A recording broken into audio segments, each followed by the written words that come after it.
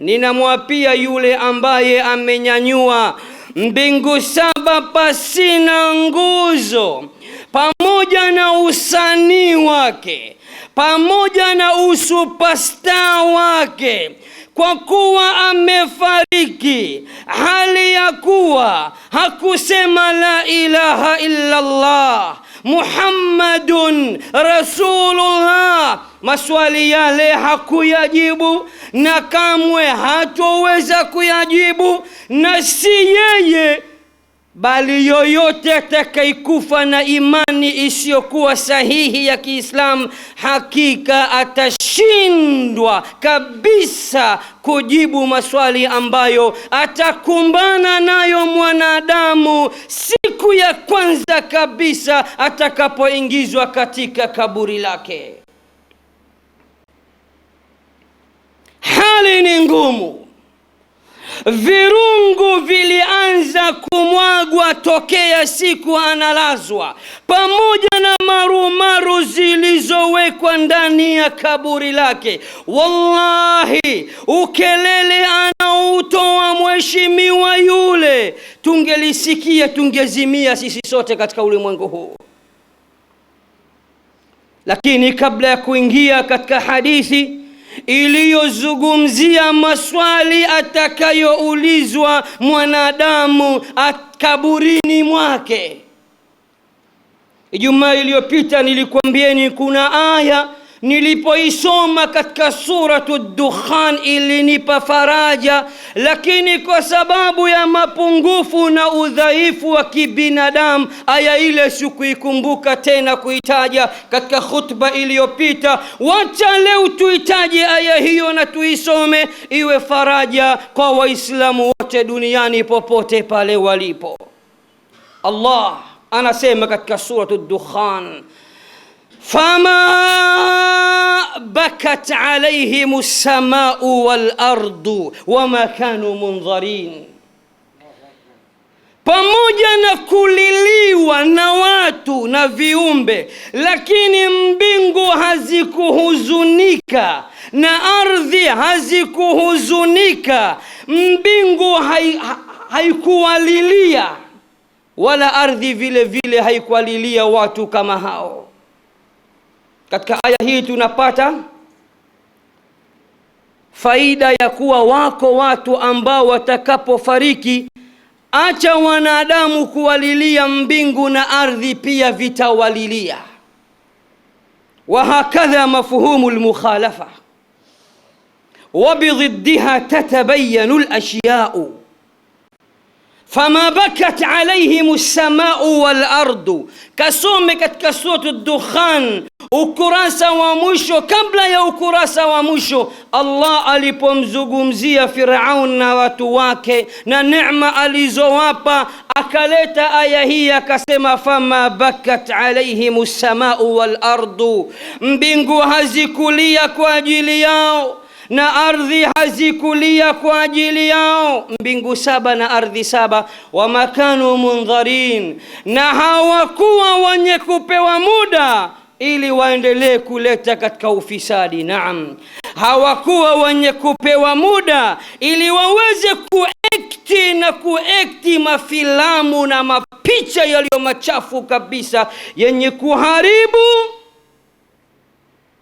jamii na yenye kuharibu utamaduni, acha wa Kiislamu hata wa Kiafrika kwa ujumla. Ndugu zangu Waislamu, tufungue khutba yetu ya leo kwa hadithi moja miongoni mwa hadithi za mtume wetu Muhammad sallallahu alayhi wasallam. Alhadithu sahihun sarihun wa tawilun kadhalik. Hadithi kwanza ni sahihi, alafu iko wazi, alafu ni hadithi ndefu mno. Tutachukua mahallu shahid katika hadithi hiyo. Rawahu al-Imamu Ahmad fi musnadih, ameipokea al-Imamu Ahmad katika musnadi yake mjalladi wa 4 hadithi nambari 287. Vile vile ameipokea al-Imamu Abu Daud kwa nambari 4753, na vile vile ameipokea al-Imamu An-Nasa'i katika Sunan katika mjalladi wa 4 hadithi nambari 78, na vile vile ameipokea Ibn Majah kwa nambari 1549, na vile vile ameipokea al-Hakim katika Mustadrak mjalladi wa kwanza kwa nambari 37. Anasema Mtume sallallahu alayhi wasallam min hadithi al-Bara radhiyallahu anhu wa ardah, ni hadithi ya Bara. Anasema kharajna ma'a an-nabiy sallallahu alayhi wasallam fi janazati rajulin min al-ansar. Tulitoka siku moja pamoja na Mtume sallallahu alayhi wasallam katika kusindikiza jeneza ya mmoja katika masahaba wa Madina. Fantahaina ila al-qabri, tulipofika pale kwenye kaburi, walamma yulhad, walipoanza kumweka ndani ya mwana wa ndani, fajalasa an-nabiy sallallahu alayhi wasallama wajalasna hawla, Mtume akakaa akachuchumaa, nasi tukakaa tukachuchumaa kama alivyofanya yeye. Wa fi yadihi ud, na huku mkononi ameshika kijiti au fimbo fulani ndogo. Fabada an-nabiy sallallahu alayhi wasallam yankutu bihi al-ard, akaanza Mtume kana kwamba mtu mwenye mawazo anachimba chimba ule mti alioshika, anachimba chimba ardhi, na anasema na tuliinama sote kimya kabisa, kaanna ala ruusina at-tayr, utafikiri juu ya vichwa vyetu ndege wametua. Wamenyamaza muda mrefu, na bwana Mtume ameshika fimbo ndogo kama anachimba ardhi mwenye mawazo fulani. Kisha akanyanyua kichwa chake akasema, ista'idhu billahi min adhabi al-qabri, qalaha marratayn au thalatha. Amewaambia mtakeni Allah au msaada wa kuwakinga na adhabu ya kaburi.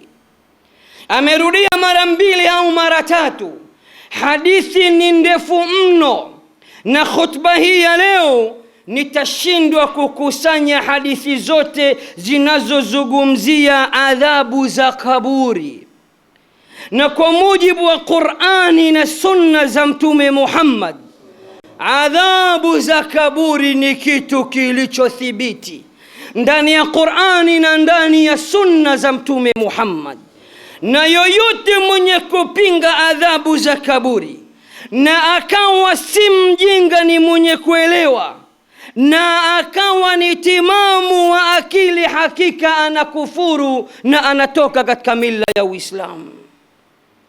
Kama vile miongoni mwa al-firaq adh-dhalla, miongoni mwa makundi ya kipotofu ambayo yanakataa adhabu ya kaburi, kama al-Mu'tazila na waghairuhum na wengineo.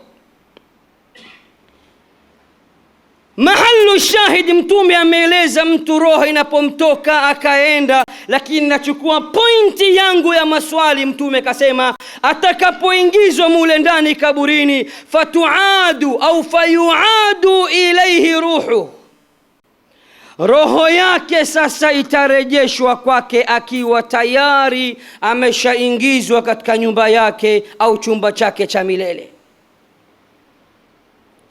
Fayatihi malakani, watamjia malaika wawili. Katika riwaya mbalimbali malaika wale kawataja bwana Mtume kwa majina, Munkar na Nakir. Fayujlisani, watamkalisha kitako. Fayaqulani lahu man rabbuk, watamuuliza Sasa andika maswali atakayoulizwa mwanadamu ndani ya kaburi lake. Zimekuja riwaya mbili, hii ya al-Imamu Ahmad na Abu Daud na An-Nasai na Ibn Majah na aya al-Hakim, imeeleza maswali matatu. Lakini iko nyingine ambayo lafdhi yake ni ya al-Imamu Ahmad, ameongeza swali la 4. Ilmuhimu hayazidi matatu au manne. Swali la kwanza kabisa atakaloulizwa mwanadamu yoyote atakayeingia katika kaburi lake, man rabbuk, nani mola wako? Duniani alikuwa akiamini waungu walikuwa wengi. Kuna Mungu Baba na kuna Mungu Babu na kuna Mungu Bibi na kuna Mungu Mama na kuna Mungu Roho, miungu kadhaa. Atawakana na atamkana hata Mungu mwenyewe ambaye ndiye mola wa haki. Fa idha kana al-abdu mu'minan salihan, ikiwa mja ni muislamu muumini na ni mwema, atakapoulizwa man rabbuk, atasema rabbi Allah, mola wangu ni Allah ambaye nilikuwa nikimsujudia duniani, ambaye nilikuwa nikisema ndani ya sijda yangu subhana rabbiyal a'la wa bihamdi. Ataulizwa swali la pili, wama dinuk, dini yako ilikuwa ni ipi? Kwa kuwa msanii wetu dini yake haikuwa ya Kiislamu, hakika amechemka na wataendelea kuchemka. Ikiwa mtu ni Muislamu na hafati Uislamu ipasavyo, ni fasik, ni asi, lam yasjud lillahi walau sajda wahida, hakumsujudia mola wake hata mara moja duniani, haya maswali pia yatamshinda. Fama baluk billadhi lam yakun musliman mu'minan muwahhida, itakuwaje kwa yule ambaye hakuwa Muislamu? Ikiwa Muislamu mwenyewe asiyemfuata Allah hapa duniani, yuthabbitu Allahu alladhina amanu bilqawli thabiti awalan aina fil hayati dunya wa fil akhirah, kama ilivyokuja katika suratu Ibrahim kwamba Allah atawathibitisha wale walioamini kwa kauli zilizothabiti hapa duniani na akhera. Swali la tatu, ikiwa ni Muislam, atasema dini al-Islam, dini yangu ni ya Kiislamu, dini ambayo Allah ameisifu katika sura ya 3 Ali Imran, akasema inna ad-dina 'inda Allahi al-Islam, hakika dini ya haki ya sawa sawa, dini iliyo sahihi kabisa mbele ya Allah ni dini ya Kiislamu.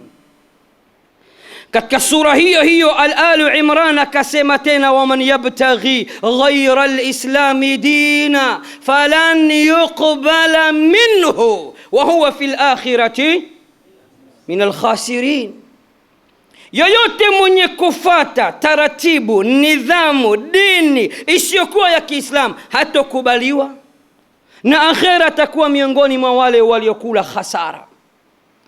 Swali la tatu ambalo ataulizwa mwanadamu ndani ya kaburi lake baada ya kuulizwa juu ya mola wa haq, anaistahiki kuabudiwa, kusujudiwa, kufagiliwa, kunyenyekewa, Allah alladhi lam yalid wa lam yulad wa lam yakun lahu kufuwan ahad, laysa kamithlihi shay'un wa huwa as-sami'ul basir. Kwanza angalia sifa zake, hakuzaa, hakuzaliwa, hana mfano wa kitu chochote, si Mungu ambaye anapumzika na kufa siku 3 nzima. Waja wake wako hai, yeye anasubiriwa kufufuka. Hakika hii haitaji hata kuwa na degree ya kujua kwamba hii sio haki, hii ni batil. Na tunashangaa na wasomi wanaojinasibisha na dini hizo. Unamkuta mtu anaambiwa ni profesa, dokta, mtu mkubwa, anauelewa mkubwa wa elimu ya kidunia, lakini yeye anaamini Mungu leo kafa, atafufuka siku fulani, na siku inayofuata itakuwa sherehe ya kufungua maboksi na mazawadi, kwani Mungu wetu amefufuka tena upya.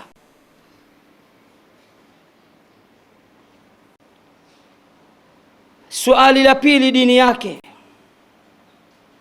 Kama dini ilikuwa ni Freemason, atasema sasa tudili na Muislamu, atasema dini ya Islam, dini yangu ya Kiislamu. Haya maswali hayajibiwi kwa mtu kuchuchumaa juu ya kaburi akashika kitabu cha talqini akasema fala yurhibaka wala yufzi'aka wala yukhawifaka fa innahuma khalqun min khalqi llahi fa idha sa'alaka man rabbuka wa man nabiyuka wa ma qiblatuka. Katika riwaya qibla haikuja, katika riwaya haya nyongeza zingine hatukuona, na pengine hatukuona sie, tukionyeshwa itapendeza, kwa sababu hakuna aliyoyafikia mambo yote. Alafu faqul, kwanza usiogope, ni waja kama wewe, viumbe tu. Waambie Allahu Rabbi. Sio nursery school naambia mtoto tamke A anatamka A. Kule kuna kasheshe ndugu zangu, chini pana mambo mazito ndugu zangu. Mtume anasema katika hadithi, inna lilqabri ladgha law naja minha ahadun lanaja minha Sa'd ibn Muadh, au kama jaa, ndani ya kaburi pana mitihani na misukosuko. Kaburi litawabana watu wote. Kama kuna mtu ataokoka na kubanwa na kaburi, basi angeliokoka Sa'd ibn Muadh, sahaba wa Mtume ambaye jeneza lake limesindikizwa na maelfu ya malaika. Advertise ya kaburi, salamu za kaburi kwanza lazima ikukamate, ndipo kukishakuwa ni mwema inakuachia. Lakini kama si mwema, ya mabano yataendelea na mkongoto. Hivi juzi karibuni, siku 3 zilizopita, tukasikia baadhi ya watu ambao wana imani si sahihi wanasema hakufa, ameonekana gongo la mboto. Nikasema subhanallah, hawajui kama anakula mkongoto na magongo ndani ya kaburi. Ndugu zangu Waislamu, hatusemi haya kwa sababu ya chuki, kwa sababu hatuna sababu ya kuvutana na watu kama hawa, kwa sababu siku zote ukimuona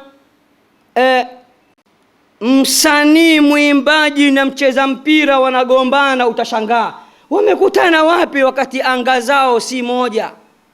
Ndo kabisa sisi maduatul haqi biidhnillah hatuna haja ya kugongana na watu kama hawa, lakini tupo katika kuelimisha na kuwazindua jamii ya Kiislamu ambayo tumegundua kupitia katika msiba ule kuwa watu kumbe bado hawajitambui na hawajui mipaka yao ya kidini, na hata hawajui maneno ya mtume wao Muhammad, hadithi mbalimbali zinasemaje. Amma swali la 3, ataulizwa juu ya mwanadamu mmoja tu. Hataulizwa vipi yule mpenzi wako anaendeleaje. Mtu yoyote yule atakayeulizwa kaburini, kama utaulizwa juu ya mwanadamu, utaulizwa juu ya mwanadamu mmoja tu, mtukufu wa daraja, raisi wa manabii na mitume, mtume wa mwisho, mtume Muhammad sallallahu alayhi wasallam. Wama taqulu fi rajuli alladhi bu'itha fikum, Unasemaje juu ya yule mwanaume, mtu ambaye ametumwa kwenu nyinyi? Katika riwaya nyingine, wa man nabiyuk, nani nabii wako, mtume wako ni nani? Ngoma ikiwa Paulo, mkongoto. Majibu yakiwa Yohana Mbatizaji, mkongoto. Lakini Waislamu, watu wa haki, watasema hii riwaya niliyosema ya kuwa walafdhu li Ahmad, lafdhi yake khasani ya Imamu Ahmad, imeongeza wa ma'amaluk, na matendo yako yalikuwa nini duniani, kazi yako ilikuwa nini? Akasema kazi yangu ilikuwa ni kuekti mchezo, mara na ekti kijijini nikiwa na hali mbaya choka, mara na ekti mjini mambo yakiwa super, mara na ekti nikiwa nimemshika mwanamke ambaye kavaa nguo ya ndani tu, mara na ekti na mbusu mtu usoko macho na jamii naona watu wanakulana denda, alafu nasema alikuwa akisaidia jamii. Kazi yake ndo hiyo. Ama muumini atasema qara'tu kitab Allahi wa amantu bihi wa saddaqtu bihi, kazi yangu ilikuwa ni kitabu cha Allah, Qur'ani tukufu, nimeisoma, nimeiamini, nimeisadikisha. Fayunadi munadin minas samaa, baada ya kujibu maswali haya manne, atanadi mwenye kunadi mbinguni, atasema sadaqa abdi, mja wangu amesema ukweli mtupu. Faafrishuhu min aljanna, mja wangu mtandikieni sasa tandiko la pepo ndani ya kaburi lake. Wa albisuhu min aljanna, mja wangu sasa hii sanda haina maana tena, mvalisheni vazi la peponi. Wa waftahu lahu baban ila aljanna, mja wangu katika kaburi lake mfungulieni dirisha inayoleta harufu na neema zote za pepo, aanze kuzipata akiwa kaburini mwake. Allahumma ja'alna minhum ya Rabb.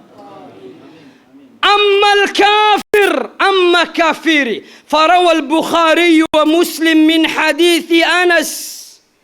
الإمام البخاري والإمام مسلم ومبكي حديث يمتومه كتكان حديث أنس بن مالك. أنس يمتومه صلى الله عليه وسلم أما الكافر والمنافق، أما كافرنا منافق ونافق وتكابو kabiliwa na munkar na nakir na kuulizwa maswali haya. Kila atakapoulizwa marabbuka anasema la adri, majuto hayo, sema sijui. Man nabiyuk, nani mtume wako? La adri, sijui.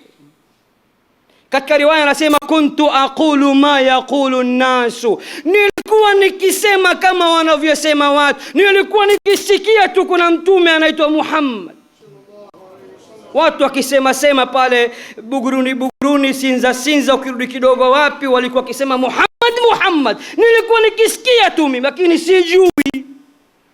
Fayuqalu lahu, ataanza kula mkongoto wa malaika. Katika Jami'u Tirmidhi imekuja hadithi, nyundo atakayopigwa nayo katika kaburi lake, lau dhuriba bihi jabalan au jabal lasara turaba au kama jaa, laiti pigo moja tu nyundo lile kipigwa mlima, hata uwe wa Kilimanjaro, mlima papo kwa papo utabadilika kuwa mchanga.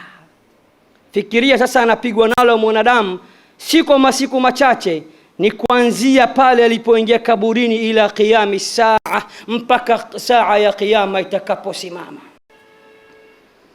Na wanaosimamia adhabu hiyo katika suratul Anbiya wamesifiwa na Allah, akasema yusabbihuna al-laila wan-nahara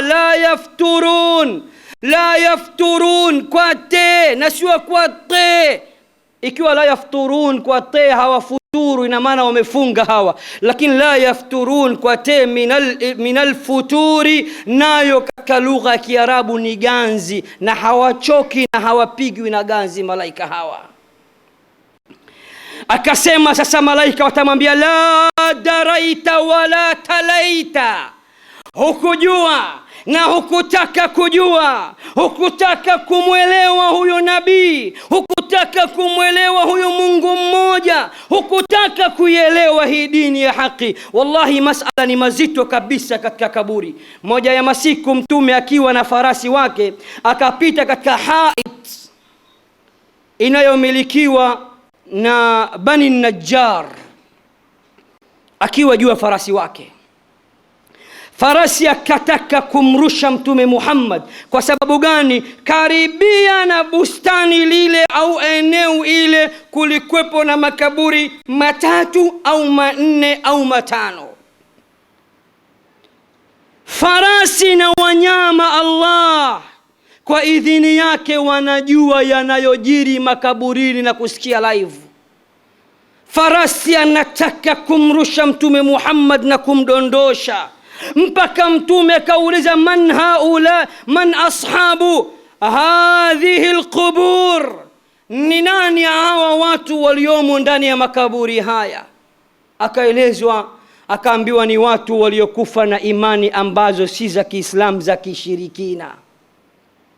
Na Muislamu ukisikia mshirikina, akili yako isikimbilie tu kwa wachawi na waganga na wapiga ramli. Naam, ni washirikina, lakini pia anayemwabudia Mola asiyekuwa mmoja ni mshirikina.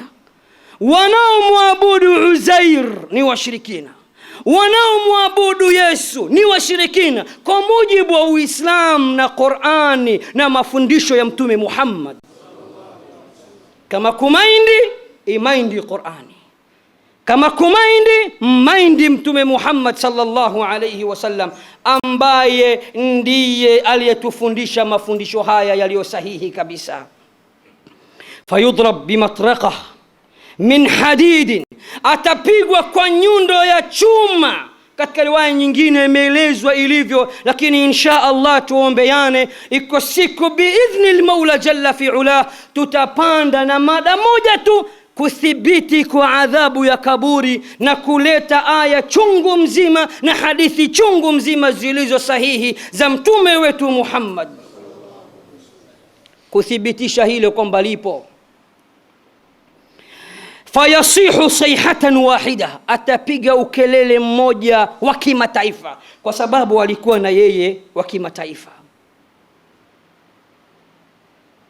Fayasma'uhu man yalihi, wale wote waliokuwa pamoja naye katika alam al-maqabir, katika ulimwengu wa kimakaburi, watasikia kwamba mgeni huyu, sijui alikuwa nani huyu, manake hatari tupu. Mtume anasema illa thaqalan, isipokuwa majini na wanadamu ndo hawasikii. Na ndio maana yule mnyama akataka kumrusha Mtume sallallahu alayhi wasallam baada ya kusikia mazito haya. Al-Imamu Ibn Majah amepokea katika sahihi yake, na katazame katika sahihu at-Targhib lil-Albani rahimahumullahu jami'a wa rahima jami'a ulamaina. Mtume aliwauliza siku moja masahaba juu ya aya ya Qur'ani iliyo maarufu kabisa katika suratu Taha. Allah anasema, وَمَنْ أَعْرَضَ عَنْ ذِكْرِي فَإِنَّ لَهُ مَعِيشَةً ضَنْكًا فَإِنَّ لَهُ مَعِيشَةً ضَنْكًا وَنَحْشُرُهُ يَوْمَ الْقِيَامَةِ أَعْمَى قَالَ رَبِّ لِمَ حَشَرْتَنِي أَعْمَى وَقَدْ كُنْتُ بَصِيرًا قَالَ كَذَلِكَ أَتَتْكَ آيَاتُنَا فنسيتها وكذلك اليوم تنسى وكذلك نجزي من أسرف ولم يؤمن بآيات ربه ولعذاب الآخرة أشد وأبقى. Mtume anasema tadruna fi man nazalat hadhihi al-aya wa man a'rada an dhikri, yoyote mwenye kupuuza dhikri, utajo wangu, dhikri dini yangu, dhikri kitabu changu Qur'ani tukufu, fa inna lahu ma'ishatan danka, hakika huyo ana maisha ya dhiki kabisa. Mtume anawauliza masahaba, mnajua aya hii imeteremka juu ya kina nani? Na maisha ya dhiki haya ya wapi na yamekusudiwa nini? Wakasema Allahu wa rasuluhu a'lam, Allah na mtume wake ndio wanajua. Akasema Mtume sallallahu alayhi wasallam, hadha adhabul kafiri fi qabri.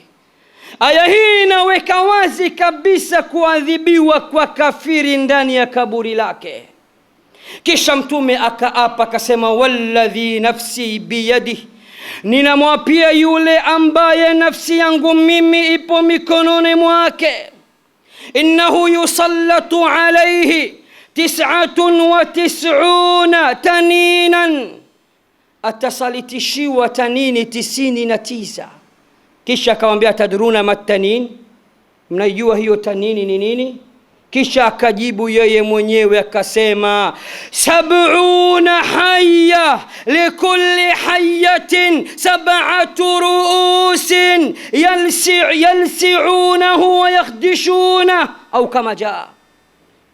Anasema atasalitishiwa majoka 70, sio joka moja, si nyoka mmoja, bali nyoka 70, majoka 70.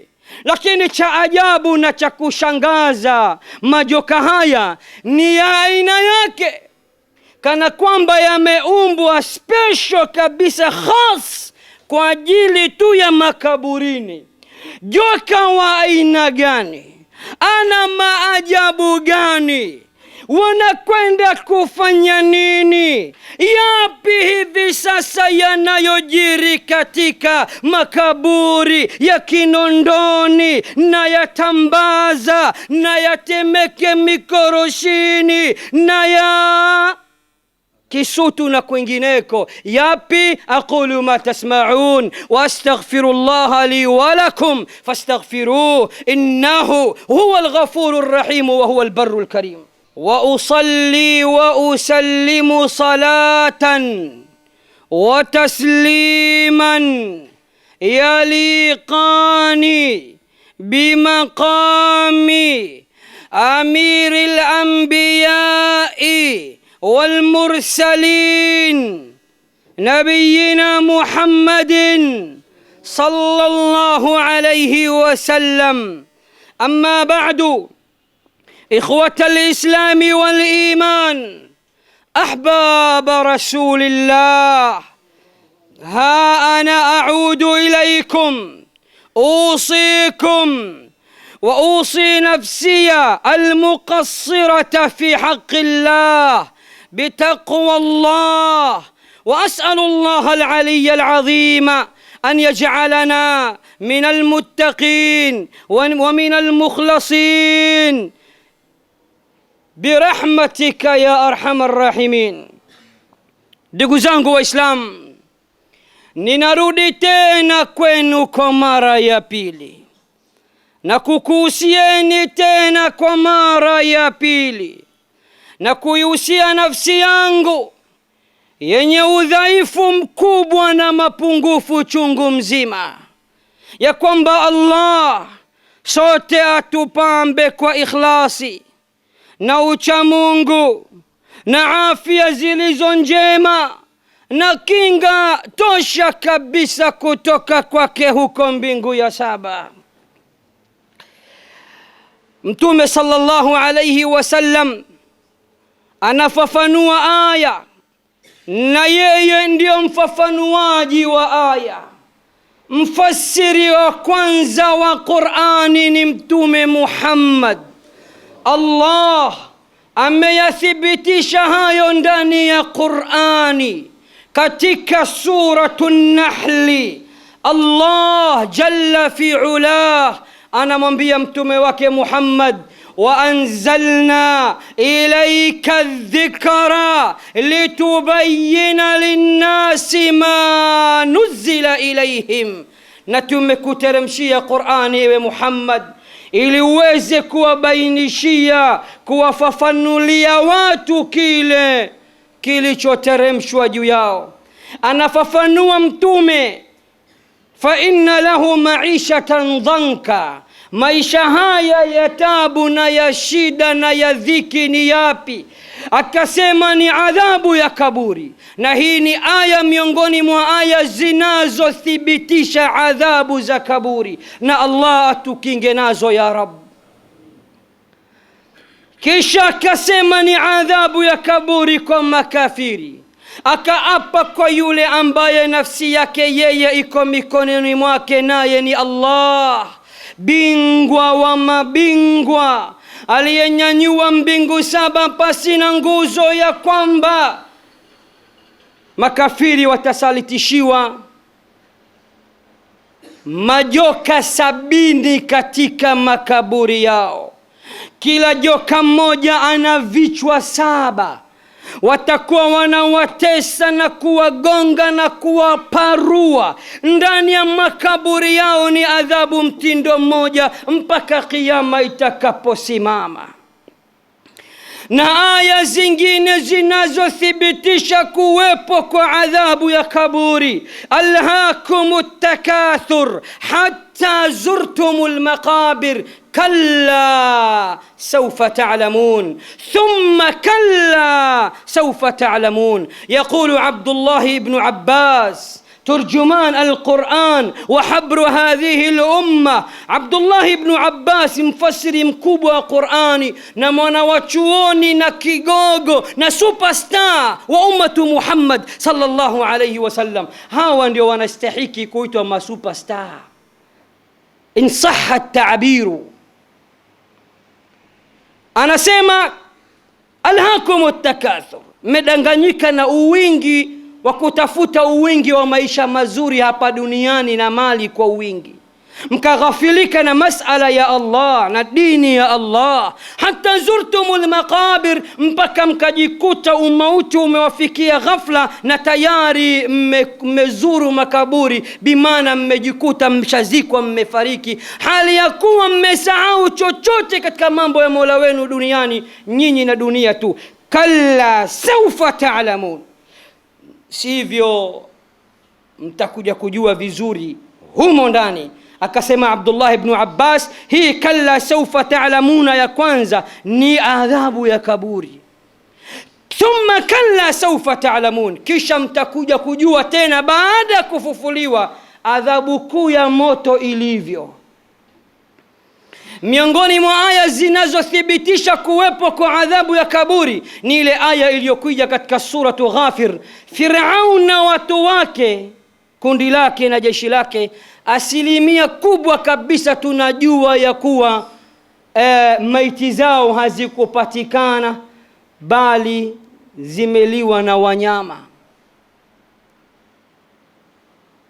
Allah anasema النار يعرضون عليها غدوا وعشيا, moto watapelekewa huko waliko, tena asubuhi na jioni mara 2 kwa siku, kama vile dozi ya vidonge. Wa yawma taqumu as-sa'a, na kiyama itakaposimama, adkhilu ala fir'auna ashadda al'adhab, waingizeni watu wa Firauni pamoja na baba lao Firauni katika adhabu iliyokali kabisa. Hii aya iko wazi kabisa, haina chenga chenga. Moto wanapelekewa huko waliko. Wanasemaje wafasiri wa Qur'ani? Ndani ya makaburi yao. Kama kaburi lake ni ndani ya tumbo la samaki, basi ni huko. Na wakasema baadhi ya wanawachuoni, samaki atamla, atamtema au atajisaidia, kile kinyesi ambacho yeye ndiyo asili, ndiyo ametokana na kinyesi kile, kwa sababu kaliwa, kitarudi tena ardhini. Minha khalaqnakum wa fiha nu'idukum wa minha nukhrijukum taratan ukhra. Na Allah yeye ndo bingwa, anajua wako wapi, kwa sababu fi kitabin la yadhillu rabbi wala yansa. Yote haya yamehifadhiwa katika kitabu ambacho hakipotei na wala Mola wenu hasahau. Sisi hatujui wako wapi baadhi ya watu, lakini Allah anajua wako wapi. Kwa hivyo kuna baadhi ya watu al-aqlaniyun, wenye kutumia akili katika dini, wanasema sasa yule aliyeliwa na mnyama, sasa yule aliyeungua na moto mwili haujaonekana, ina maana mabaniani hawatopata adhabu ya kaburi kwa sababu wamekuwa ni majivu. Hizi ni falsafa na dini si falsafa. Anasema al-Imam Shafi'i, al-ilmu qala Allahu wa qala rasuluhu wa qala as-sahabatu wa ma siwa dhalika fa wasawisu shaitani. Elimu ni Allah kasema, mtume kasema, masahaba wamesema, wanawachuoni wamesema. Kinyume na haya ni waswasi za kishetani tu. Na insha Allah, Allah aniwafikishe siku tupande katika mimbari hii adhimu kabisa insha Allah, na adhabu ya kaburi na ahadithi chungu mzima na aya za Qur'ani zinazozungumzia adhabu ya kaburi. Kwa hivyo maswali ni manne: nani Mola wako? Na ipi dini yako? Na nani mtume wako? Na kazi yako ilikuwa ni nini? Naam, haya ndiyo yanayojiri katika makaburi. Wallahi alladhi rafa'a as-samaa bila amad, ninamwapia Allah aliyenyanyua mbingu 7 pasina nguzo. Siku 2 zilizopita nimepokea message kutoka Burundi, jijini Bujumbura. Aliyenitumia message hii ni Muislamu. Ananiambia huku kwetu Buyenzi, kwa wale waliofika, alhamdulillah nasi tumefika kwa ajili ya Allah subhanahu wa ta'ala. Akantajia barabara ya 19, akasema limekodiwa basi zima kuonyesha kwamba tuko pamoja na wewe, mchizi wetu. Na hali halisi ya kaburi sasa hivi wa Mikongoto ni uchizi kweli. Haya basi limekodiwa kuja kumzika mtu asiyekuwa Muislamu, ambaye hana manufaa ya aina yoyote kwa Waislamu, acha Waislamu, hata wa Tanzania. Kwa masikitiko sasa, mahalu shahid, mke wa mtu Muislamu bila ya ruhusa ya mume wake akadumbukia katika basi lile kuja kumzika. Tumempenda na Mungu kampenda zaidi. Sikilizeni vizuri Waislamu, masikitiko haya. Na tuliona sisi kupitia katika vyombo vya habari watu wanaoonyesha wana ishara za Kiislamu. Mwanamama kavaa baibui, kafunika uso niqab, na baada ya kamera kumpitia akafunua. Hatukubali, hatukumuona. Muislamu kweli wewe? Lakini nilipotazama lile baibui na kile kipande cha, maana ni kipande, hatuwezi kuita niqab, cha kufunika uso, nikasema mama wa Kiislamu mwenye kujua vazi sahihi ya Kiislamu hawezi kukanyaga hapa. Vazi peke yake tu inakuonyesha kwamba huyu pia ni katika wale wasiojitambua. Kwa nini? Al-aqilu takfihi al-ishara, mwenye akili ishara zinamtosha. Mama wa Kiislamu kadumbukia, kaja Dar es Salaam, jiji la gharama, kuja kuzika. Ina maana hata mumewe hapendwi kama anavyopendwa huyu bwana. Lakini yule mume naye kwa jazba na hasira akapanda basi, na yeye anamfuatia mkewe. Alipomkuta katika eneo la tukio, kamtandika talaka 3 na akarudi zake. Akamwambia nenda kwa huyo mheshimiwa akakuwa humo ndani makaburini.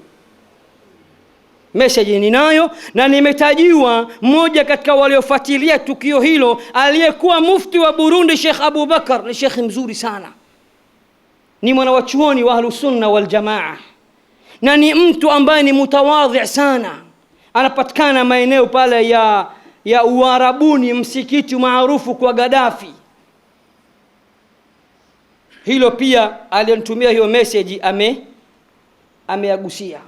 Ni masikitiko makubwa sana kuona Waislamu bado hatujitambui na hatutambui dini zetu. Kuna haja sasa ya kujua mipaka ya Uislamu. Kuna haja sasa ya kujua dini yetu ipasavyo, kama tunavyofanya leo. Ukialikwa na sie kwa Muislamu, anakuheshimu, anajua kabisa pombe pale haitowekwa, nguruwe pale hatowekwa. Wale wakati mwingine hawana lawama. Sisi hatukuwekea wazi mipaka dini yetu, kama walivyoheshimu imani yetu ya kutokula nguruwe na kutokunywa pombe, na kwamba ukienda kwa Muislamu jifunike na nini. Ukimkabili ustadhi wa Kiislamu wana vihijabu vyao vya kubabaisha, wamejua katika Uislamu Waislamu wana itikadi hizi. Hili pia kuna haja kuambia, na nitasikitika ikiwa atatokea shekhe au dai atakayesema yafaa kushiriki, lakini katika zile ibada zao wachieni wenyewe. Khutba iliyopita ya Ijumaa nimenukuu kitabu cha Fatawa Kibari Ulamai al-Umma fil Masail al-Asriyah al-Muhimma, na tukatoa nukuu na wametoa aya katika suratu Tauba ya kuwa usihudhurie, usimswalie hata mmoja katika wao atakayekufa, na usisimamie jeneza lake, usimsindikize, usijihusishe lolote. Kwa nini? Hakika yao wamemkufuru Allah na mtume wake. Sasa hao mnawaziki wanamkubali Allah na mtume? Mtume si ndo kaitwa gaidi? Mtume si ndo wanawaita mpenda wanawake? Wal billah. Dini yetu si ndo wanaita dini ya mashetani? Mungu wetu tunamuita ala kwa istihzai kabisa. Sija mtu akasema bwana shekhe naye bwana na siasa kali kweli kweli. Kuna watu na wasiojitambua na kimbiliaga huko. Mimi nanukuu. Sasa tuhumu Qur'ani na siasa kali, tuhumu Mtume Muhammad ana siasa kali ili utoke katika Uislamu mzima. Pengine Uislamu wenyewe uliokuwa nao ni mdogo, uliobaki nao utoke kabisa. Ndugu zangu Waislamu, nihitimishe khutba yangu kwa kukwambieni ya kuwa ndani ya kaburi yapo yanayojiri, na adhabu ya kaburi ni kitu kilichothibiti. Na sala zetu zote tunazosali tunasema Allahumma inni a'udhu bika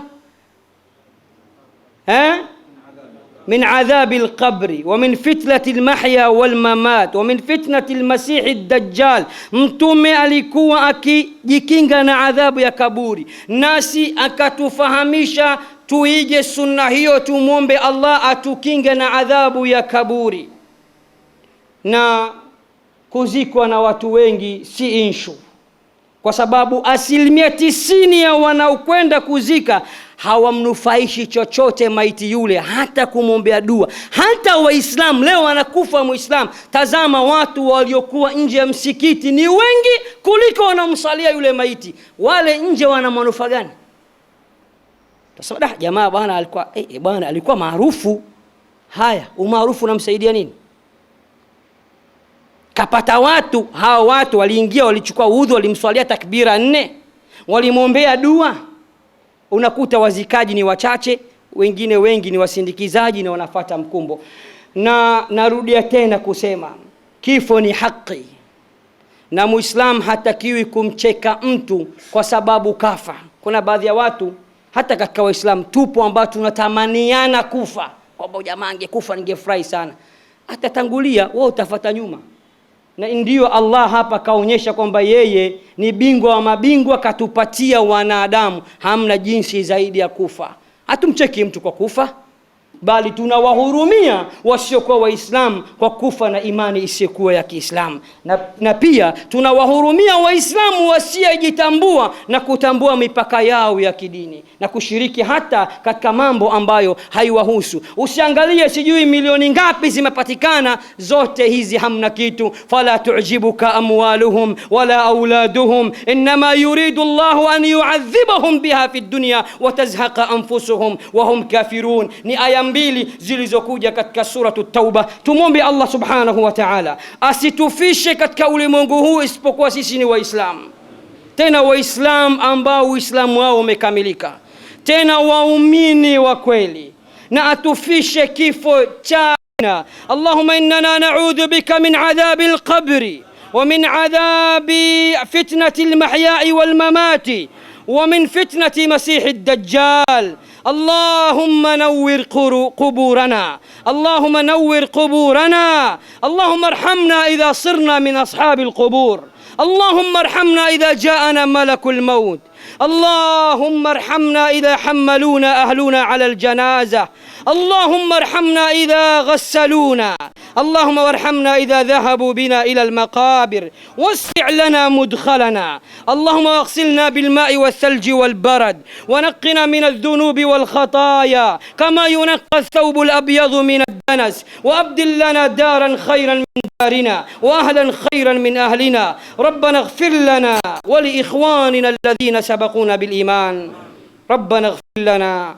ولإخواننا الذين سبقونا بالإيمان، ولا تجعل في قلوبنا غلا للذين آمنوا، ربنا إنك رؤوف رحيم. اللهم صل وسلم وزد وبارك على نبيك وعبدك وحبيبك محمد صلى الله عليه وسلم، كما صليت على إبراهيم وعلى آل إبراهيم إنك حميد مجيد، وبارك على محمد وعلى آل محمد كما باركت على إبراهيم وعلى آل إبراهيم في العالمين إنك حميد مجيد. وأقم الصلاة.